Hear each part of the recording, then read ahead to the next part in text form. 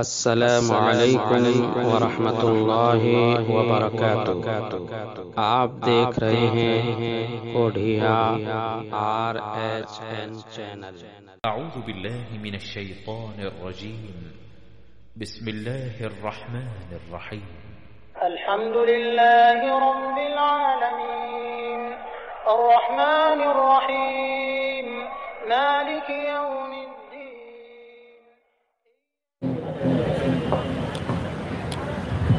السلام علیکم ورحمۃ اللہ وبرکاتہ۔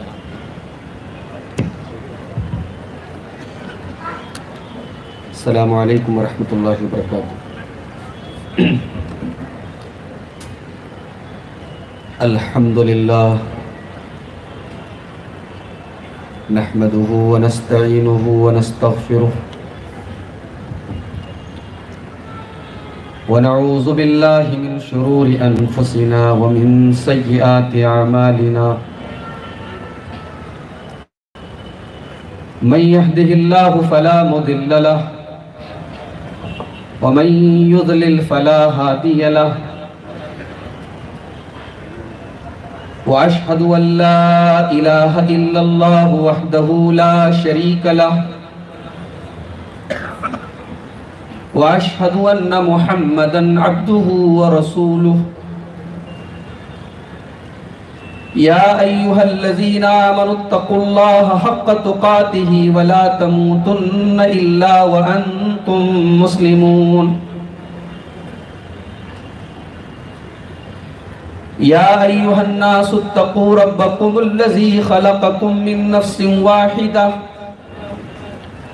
وخلق منها زوجها وبث منهما رجالا كثيرا ونساء،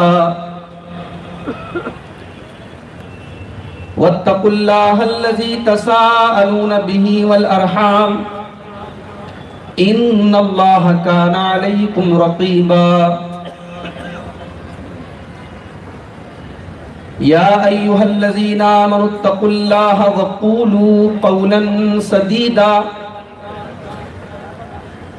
يصلح لكم أعمالكم ويغفر لكم ذنوبكم، ومن يطع الله ورسوله فقد فاز فوزا عظيما۔ أما بعد، فإن خير الحديث كتاب الله، وخير الهدي هدي محمد صلى الله عليه وسلم، وشر الأمور محدثاتها وكل محدثة بدعة، وكل بدعة ضلالة، وكل ضلالة في النار۔ اعوذ باللہ من الشیطان الرجیم، بسم اللہ الرحمن الرحیم۔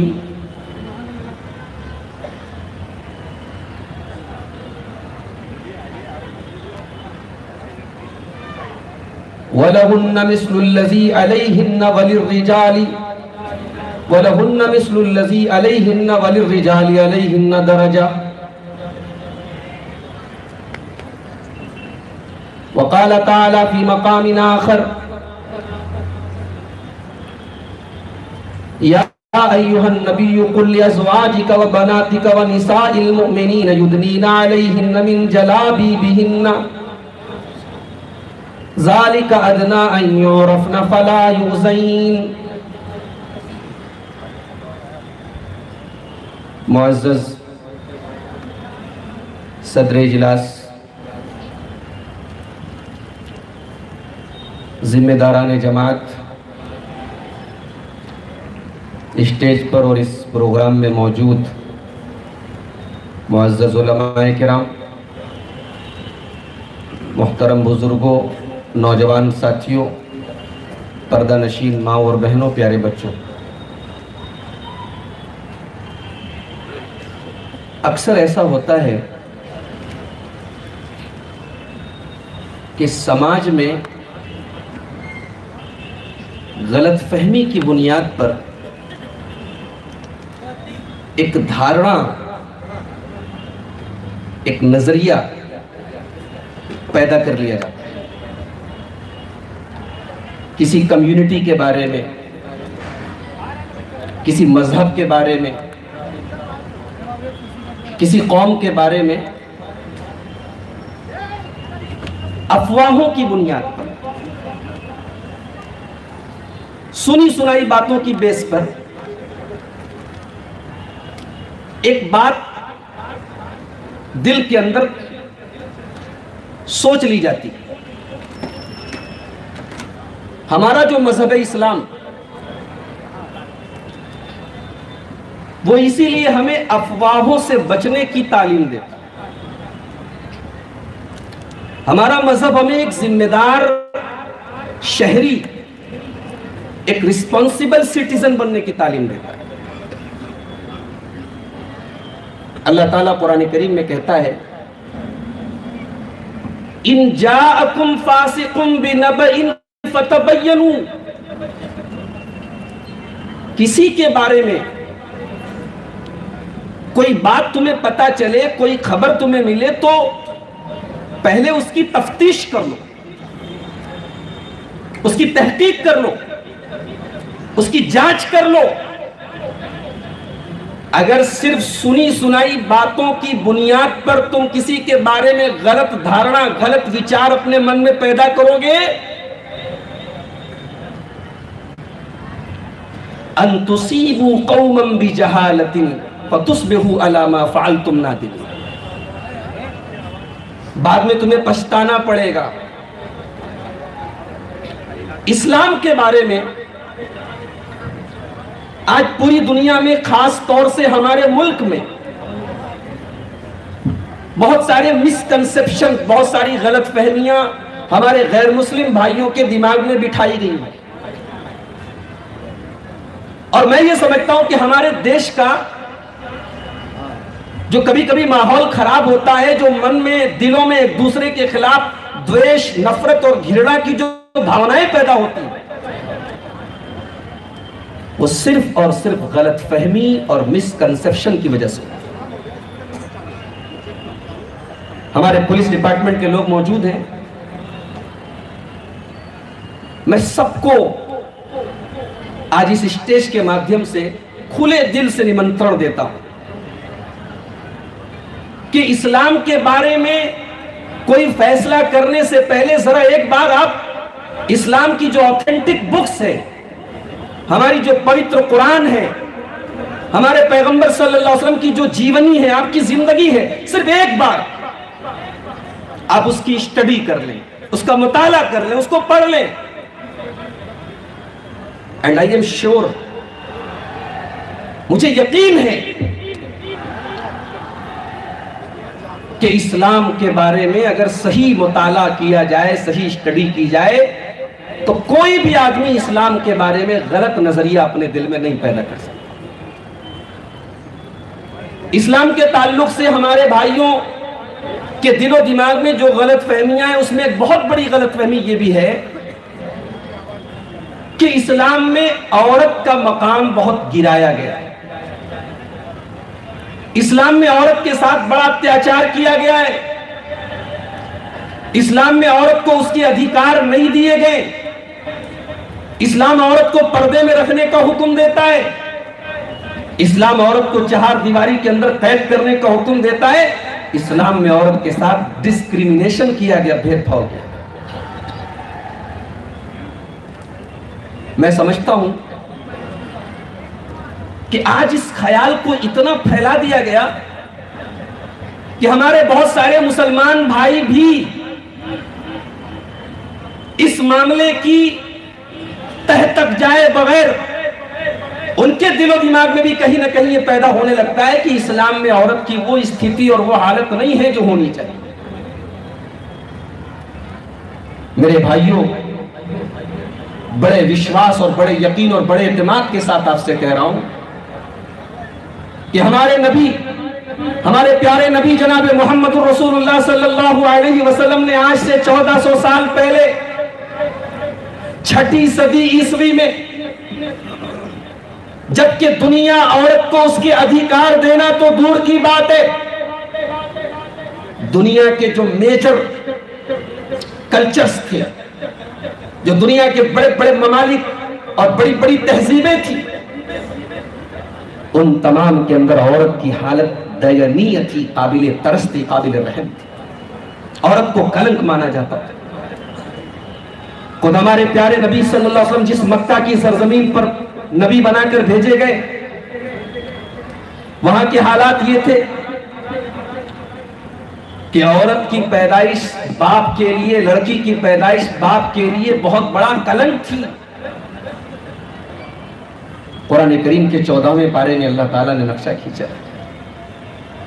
وَإِذَا بُشِّرَ أَحَدُهُم بِالْأُنثَىٰ ظَلَّ وَجْهُهُ مُسْوَدًّا وَهُوَ كَظِيمٌ يَتَوَارَىٰ مِنَ الْقَوْمِ مِنْ سُوءِ مَا بُشِّرَ بِهِ أَيُمْسِكُهُ عَلَىٰ هُونٍ أَمْ يَدُسُّهُ فِي التُّرَابِ. اللہ فرماتا ہے جب ان کے گھر میں لڑکی پیدا ہوتی تھی، بیٹی پیدا ہوتی تھی، تو بیٹی کے باپ کا چہرہ کالا پڑ جاتا تھا. غم کی وجہ سے، صدمے کی وجہ سے، تکلیف کی وجہ سے باپ کا چہرہ کالا ہو جاتا تھا. یتوارا من القوم، وہ اپنی قوم کو اپنا چہرہ دکھانے کے قابل اپنے آپ کو نہیں سمجھتا تھا. وہ اپنے سماج سے اپنا چہرہ چھپایا کرتا تھا. من سوء ما بشر به، لڑکی کی پیدائش کے بارے میں وہ اپنے محلے کے لوگوں کو، اپنے سماج کے لوگوں کو بتاتا نہیں تھا.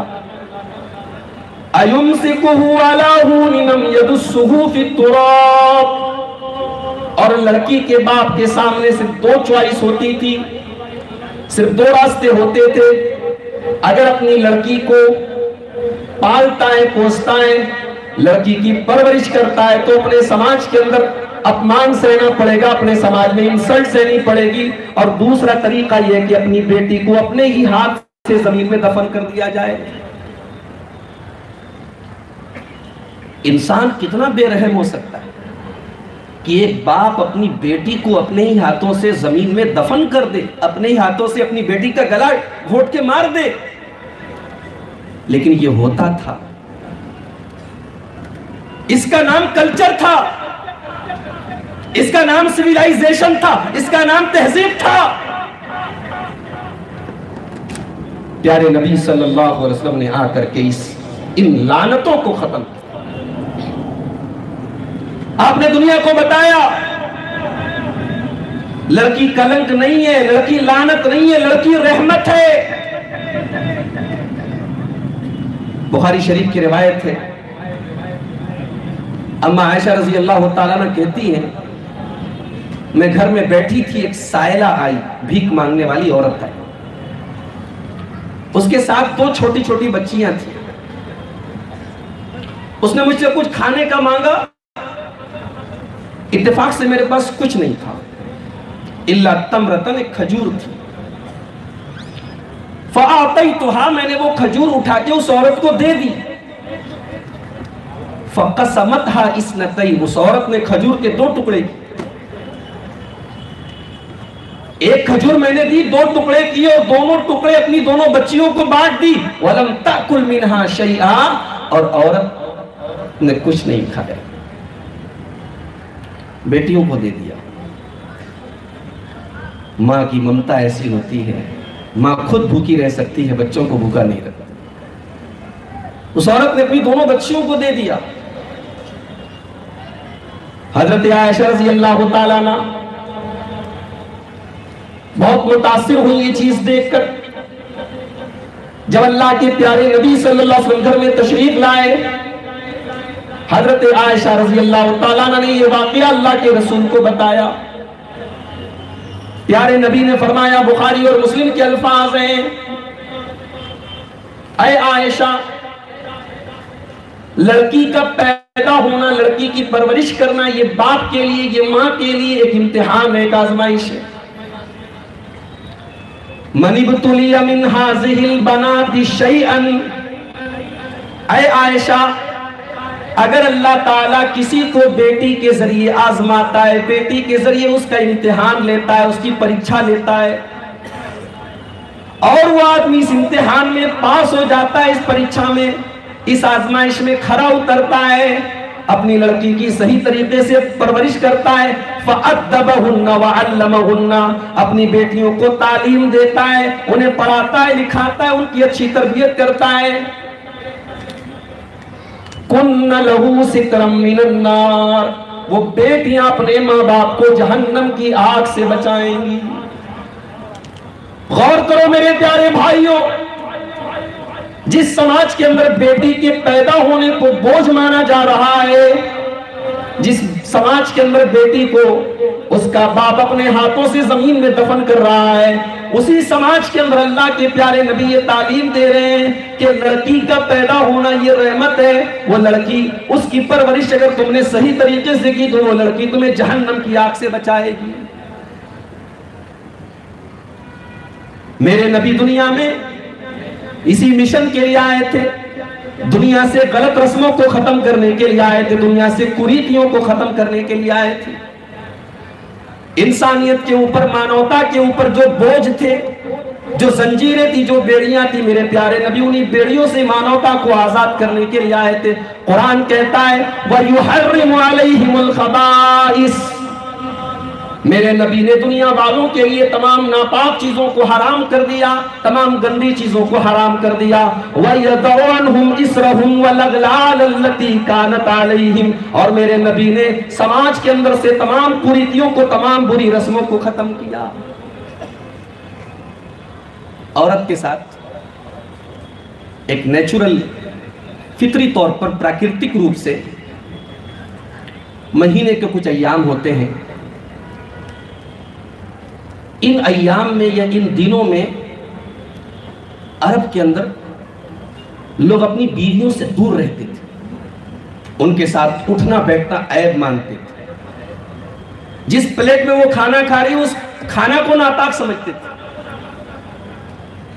اگر عورت اپنے پیریڈز میں ہے تو عورت کے قریب نہیں جاتے تھے۔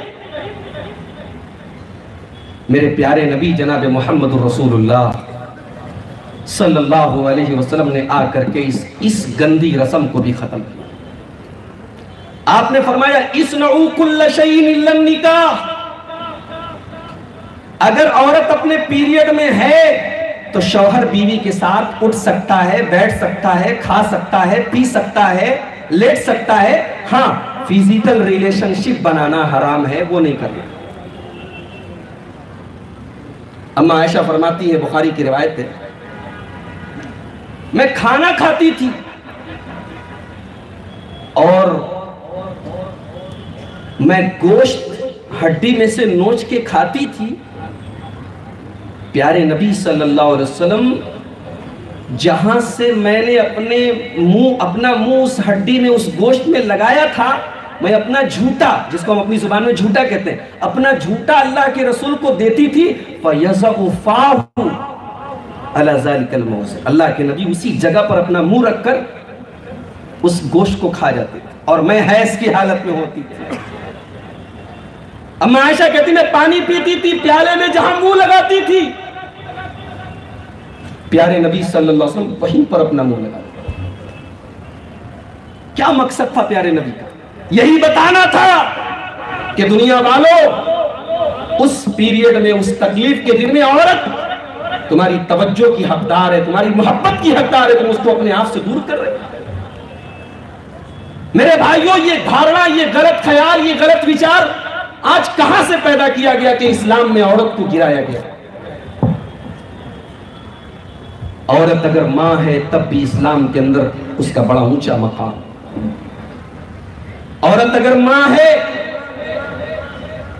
تو اس کا یہ مقام ہے کہ اس کے قدموں کے نیچے جنت ہے۔ اللہ کے پیارے نبی صلی اللہ علیہ وسلم کے پاس ایک صحابی آتے ہیں، اے اللہ کے پیارے رسول، میں آپ کے ساتھ غزوہ میں جانا چاہتا ہوں، آپ کے ساتھ دشمنوں کے ساتھ آپ کا مقابلہ ہونے والا ہے، میرا بھی نام لکھ لیجئے، میں بھی آپ کے ساتھ جاؤں گا۔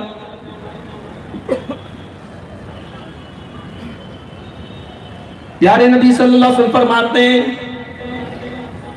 کیا تمہاری ماں موجود ہے؟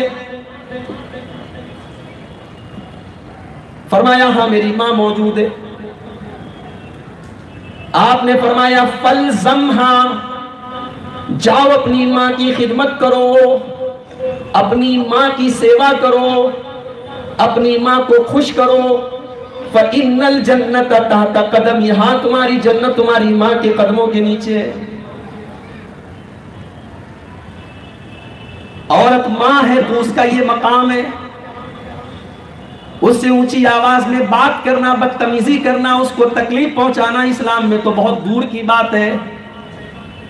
آج اخباروں میں خبر آتی ہے بیٹے اپنی ماؤں کو اپنے گھروں سے نکال دیا کرتے ہیں، بیٹے اپنی محبوبہ کے لیے، اپنی معشوقہ کے لیے اپنی ماں کا مرڈر تک کر دیتے ہیں۔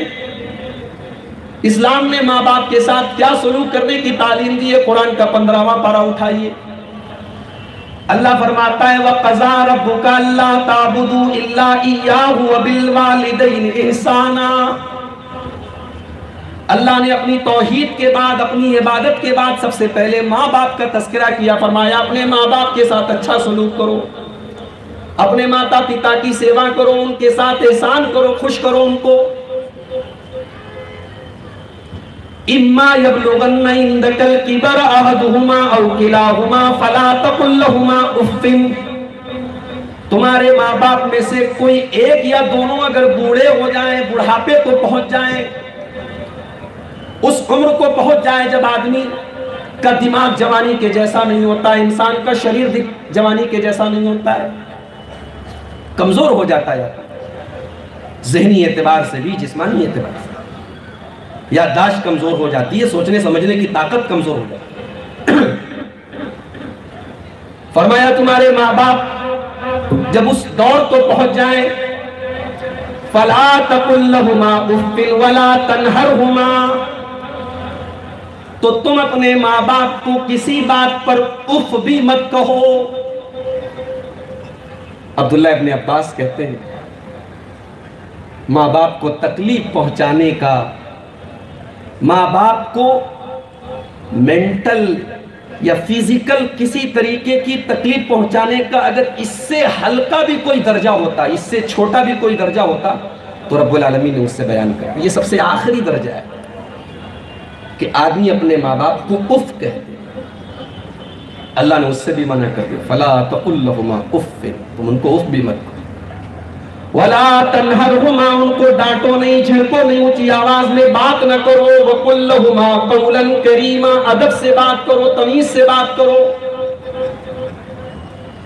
وَاخْفِضْ لَهُمَا جَنَاحَ الذُّلِّ مِنَ الرَّحْمَةِ، جیسے پرندہ اپنے پروں کو بچھا لیتا ہے، جیسے پرندے کے اندر، چڑیا کے اندر نرمی ہوتی ہے، اپنے ماں باپ کے لیے تم اس پرندے کی طرح اپنے بازوؤں کو بچھا دو، نرم بن جاؤ۔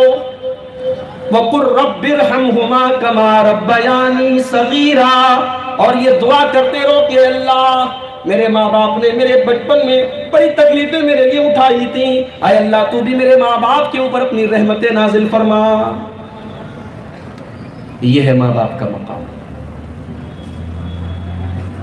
تاریخ کی کتابیں ہمیں بتاتی ہیں حضرت عمر فاروق رضی اللہ تعالیٰ عنہ نے کسی آدمی کو دیکھا کہ اپنی ماں کو اپنے کندھے پہ بٹھا کے خانہ کعبہ کا طواف کرا۔ کوئی ویل چیئر نہیں ہے کہ ویل چیئر پہ بٹھا کے ماں کو طواف کرا، اپنے کندھے کو اپنی ماں کی سواری بنا کے خانہ کعبہ کا طواف کرا رہا ہے، اور جب طواف کمپلیٹ کر لیتا ہے تو کہتا ہے ادیت حق امی، میں نے اپنی ماں کا حق ادا کر دیا، آج میں نے اپنی ماں کو طواف کرا دیا، اپنے کندھے پر سوار کر کے آج میں نے ماں کا حق ادا کر دیا۔ عمر فاروق نے کہا تمہاری ماں نے جنم دیتے وقت درد اور تکلیف کی شدت میں تمہاری ماں کے منہ سے جو چیخ نکلی تھی، ابھی تو تم نے اس چیخ کا بھی حق ادا نہیں کیا۔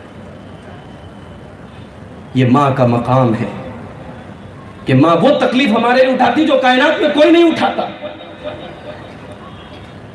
ماں ہمارے حسن سلوک کی دنیا میں سب سے زیادہ حقدار ہے۔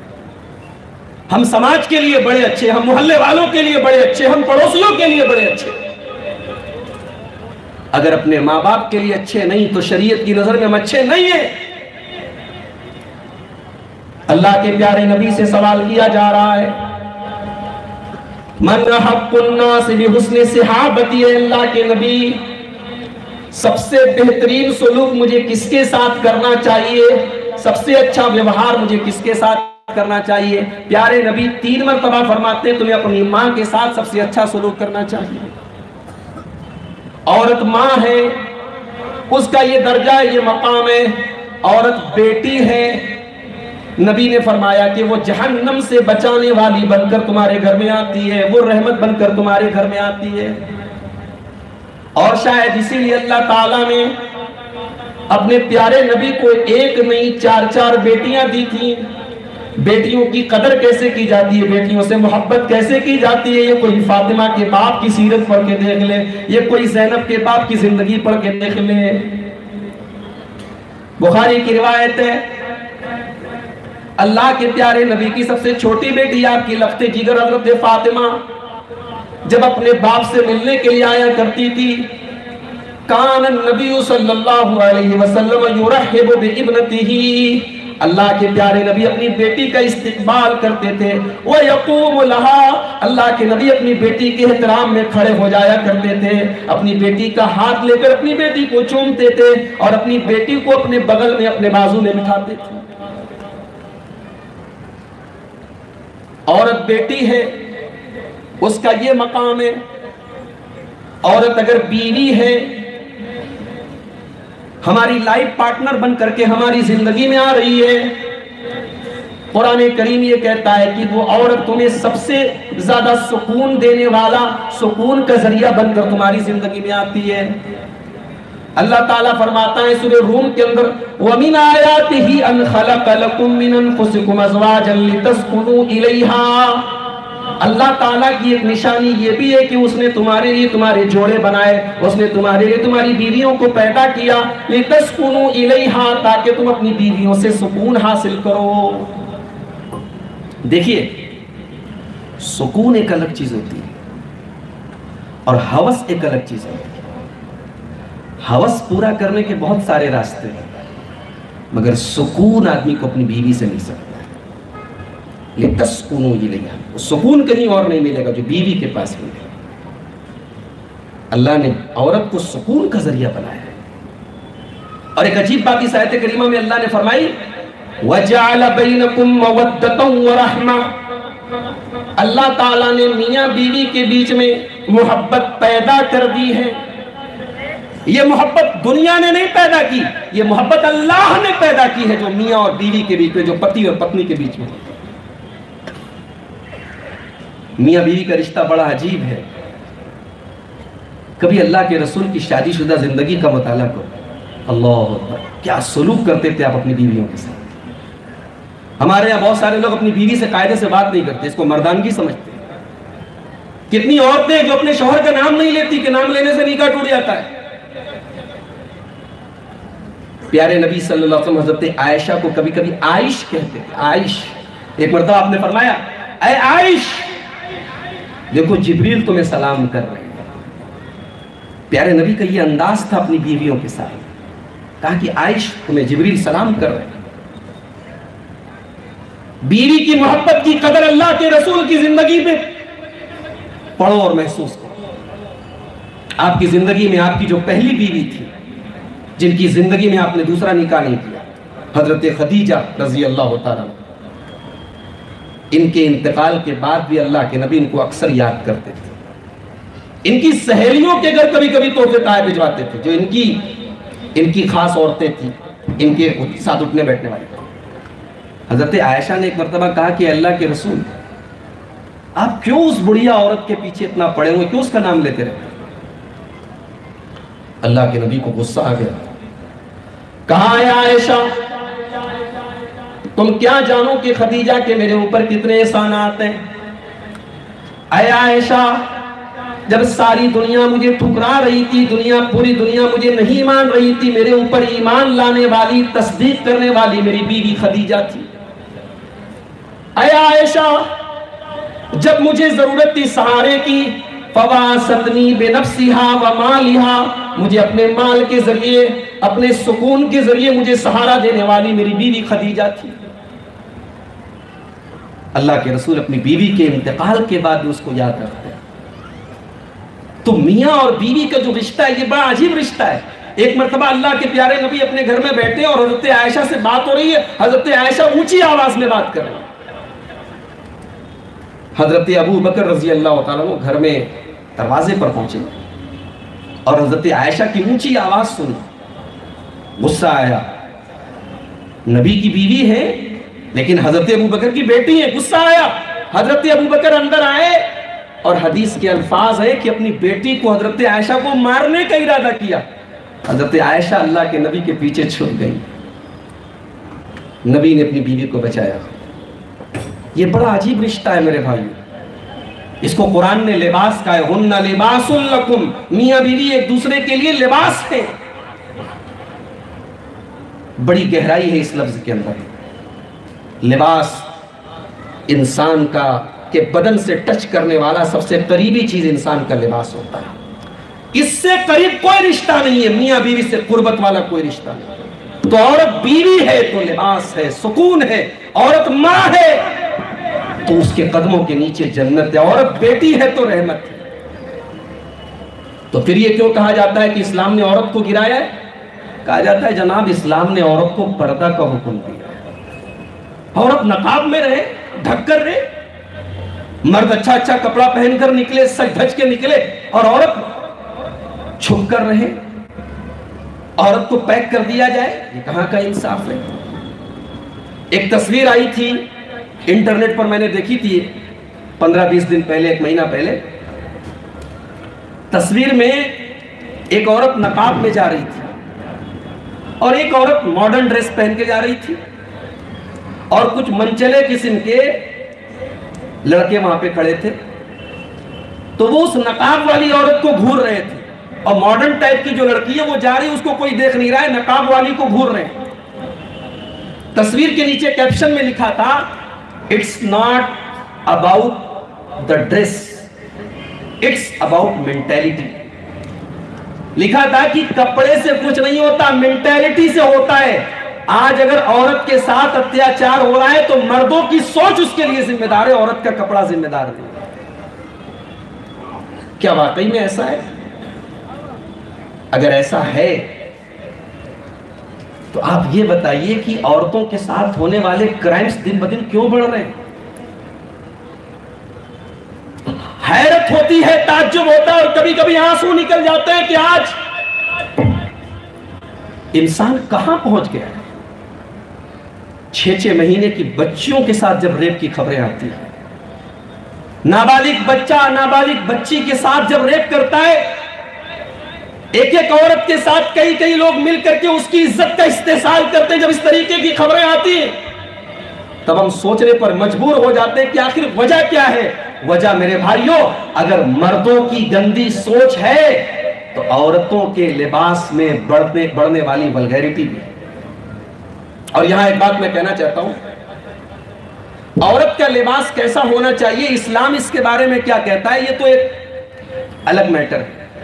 ہمارا جو ہندوستان کا کلچر ہے، جو ہماری بھارتی سنسکرتی ہے، وہ بھی یہی کہتی ہے کہ عورت کا لباس شالین ہونا چاہیے، اچھا ہونا چاہیے۔ آج ہمارے بہت سارے برادران وطن، ہمارے غیر مسلم بھائی بھی کہتے ہیں کہ عورتوں کے کپڑے میں آنے والی اشلیلتا، عورتوں کے کپڑے میں آنے والی ولگیرٹی بھی سماج کے اندر عورتوں کے متعلق جو کرائمز ہو رہے ہیں، جو جرم ہو رہے ہیں، اس کا بہت بڑا سبب ہے۔ اب آئیے قرآن کی ایک آیت پہلے پڑھتا ہوں، پھر آپ سے بات کرتا ہوں۔ قرآن کریم میں پردے کا حکم نازل ہے۔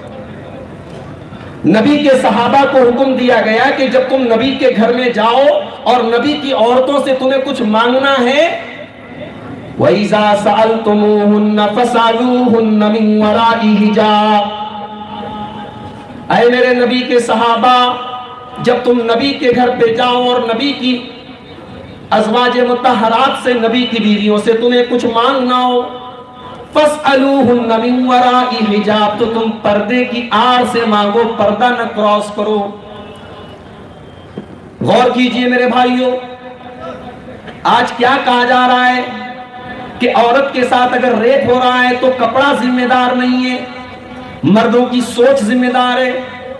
میں سوال آپ سے کرنا چاہتا ہوں، یہاں اللہ تعالیٰ اپنے نبی کے صحابہ کو پردے کی آڑ سے سوال کرنے کا حکم دے رہا ہے نبی کی بیویوں سے۔ نبی کی بیویاں کون ہیں؟ اس امت کی سب سے نیک عورتیں ہیں اور تمام ایمان والوں کی ماں ہیں، امہات المومنین ہیں۔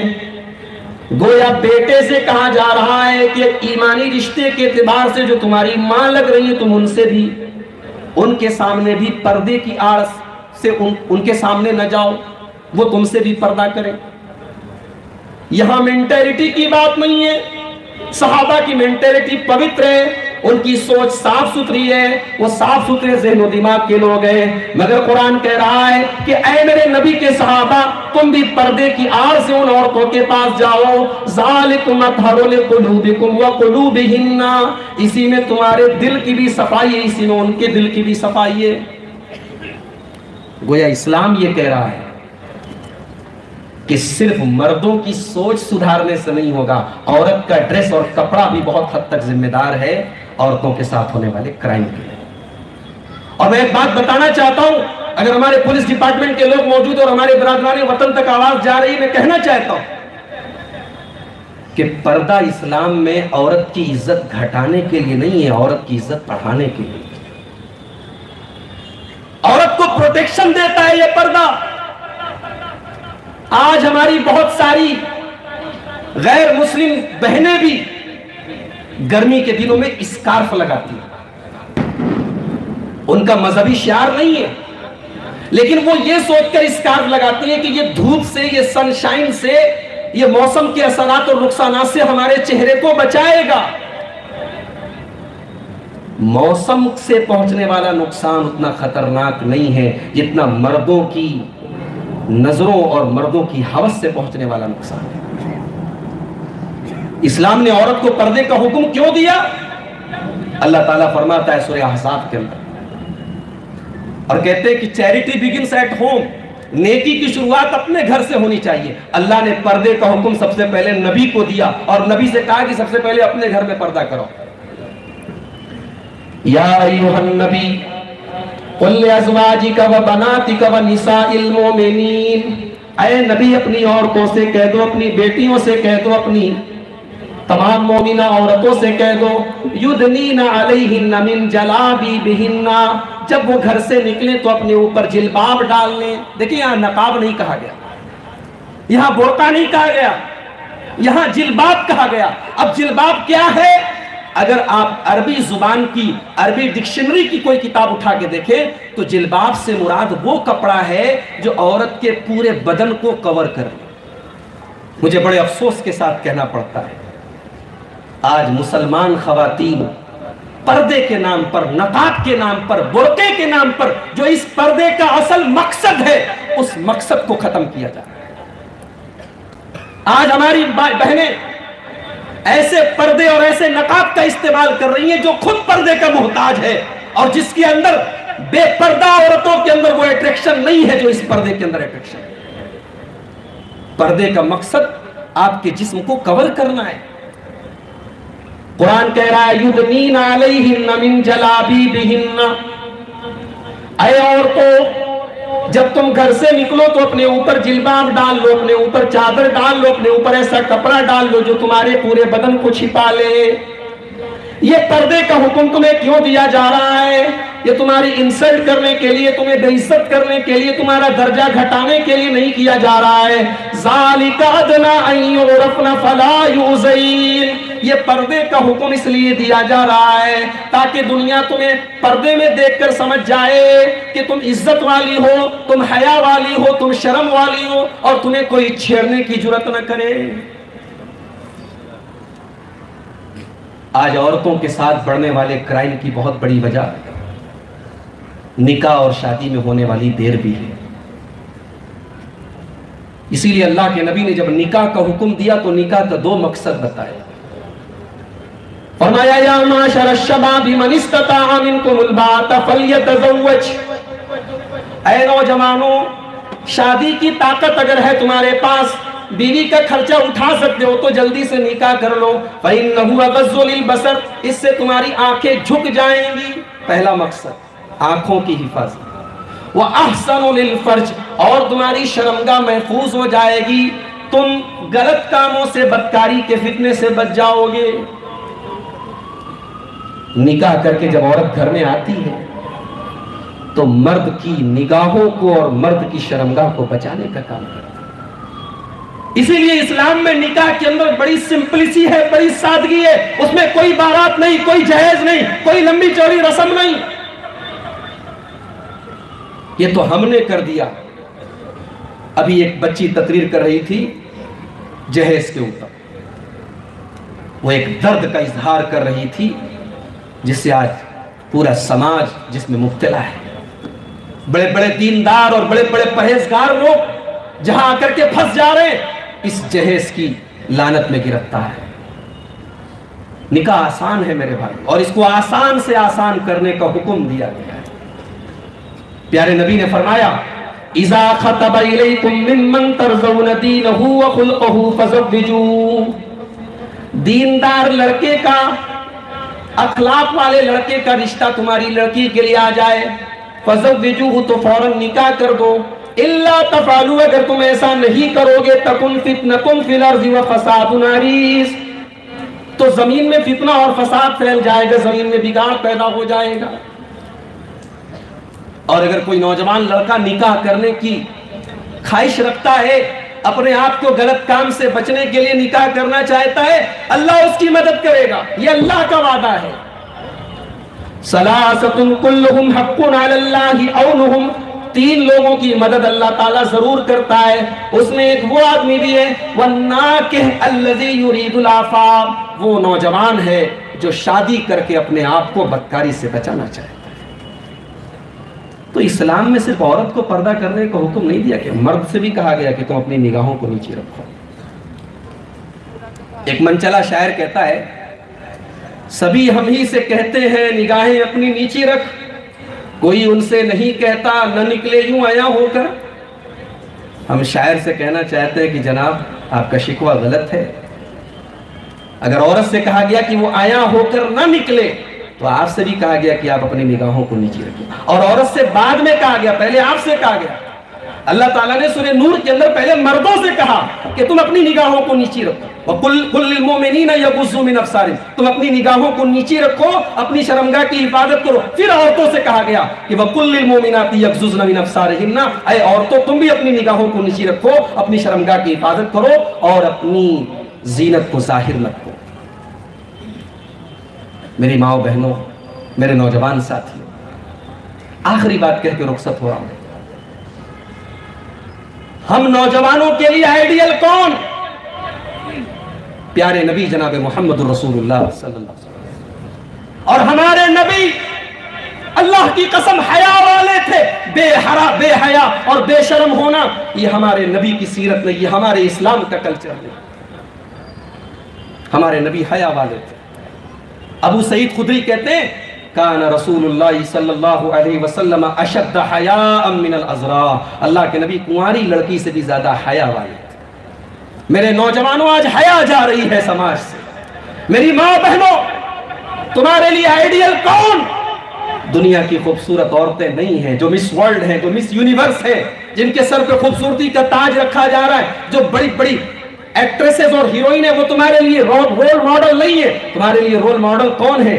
قرآن کہتا ہے وَمَرْيَمَ ابْنَتَ عِمْرَانَ الَّتِي أَحْسَنَتْ فَرْجَهَا، تمہارے لیے مریم ہے، آئیڈیل مریم ہے۔ کون مریم؟ مریم کی کوالٹی کیا ہے؟ مریم کی خوبی کیا ہے؟ مریم بہت خوبصورت ہے؟ نہیں، الَّتِي أَحْسَنَتْ فَرْجَهَا، مریم کی خوبی یہ ہے کہ وہ پاک دامن ہے، پاک دامن ہے، ان کے دامن پہ کوئی دھبا نہیں ہے، وہ حیا والی ہے، وہ شرم والی ہے۔ آج مردوں اور عورتوں دونوں کو اس حیا کی ضرورت ہے۔ ایک مسلمان عورت وہ ہوتی ہے جس کی چال میں بھی حیا ہوتی ہے۔ قرآن کریم میں حضرت موسیٰ علیہ السلام کا واقعہ بیان کرتے ہوئے اللہ نے کہا کہ جب حضرت شعیب کی لڑکی چل رہی تھی، فجاءت احداہما تمشی علی استحیاء، تو وہ حیا اور شرم کے ساتھ چل رہی تھی. عورت کی چال میں بھی حیا ہونی چاہیے. اللہ سے دعا کرتا ہوں اللہ تعالیٰ ہماری ماں بہنوں کو اپنے مقام کو بھی سمجھنے کی توفیق دے، اور اپنی حدود اور اسلام میں جو جس طریقے سے ان کو رہنے کا حکم دیا گیا ہے، اللہ تعالیٰ ہماری ماں بہنوں کو اس طریقے سے رہنے کی توفیق عطا فرمائے. اللہ ہمارے نوجوانوں کو بے حیائی اور بدکاری کے فتنے سے محفوظ رکھے. اللہ تعالیٰ ہمارے ملک اور دیش، ہمارے وطن کی حفاظت کرے. امن اور چین کی دولت ہم سب کو نصیب فرمائے، اور ہمارے ملک کے امن اور چین کو جو لوگ ختم کرنا چاہتے ہیں، اللہ ان کی کوششوں